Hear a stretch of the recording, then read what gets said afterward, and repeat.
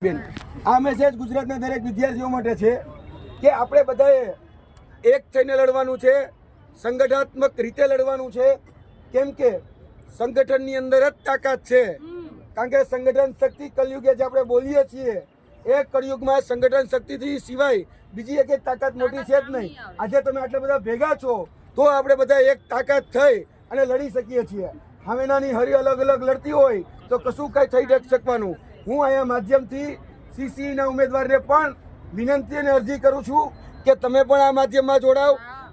ફોરેસ્ટવાળા હોય, ટેકનિકલ પરીક્ષાવાળા હોય, જીપીએસસીવાળા હોય કે અન્ય કોઈ પણ પરીક્ષાના ઉમેદવાર હોય, એને સ્પષ્ટ વિનંતી છે કે ભાઈ આપણે બધાએ એકતાથી ચાલવાનું છે.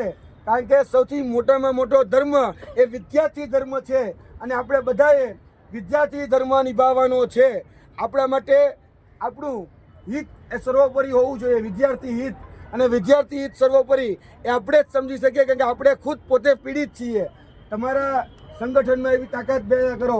કદાચ કોઈને હોદ્દા ન આપો કોઈ વાંધો નહીં, પણ તમારું સંગઠન બનાવો.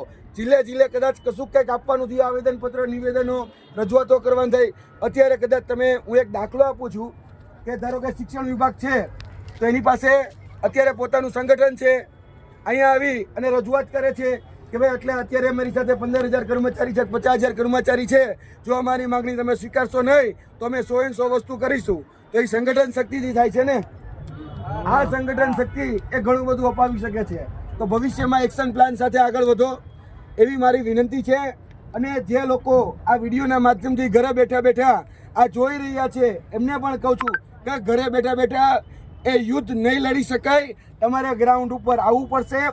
આ વિદ્યાર્થીઓ બધા જ એ અત્યારે ગ્રાઉન્ડ ઉપર છે. મહાભારતનું યુદ્ધ હોય, રામાયણનું યુદ્ધ હોય, એ ગ્રાઉન્ડ ઉપર લડાયેલું યુદ્ધ છે ભાઈ. તમારે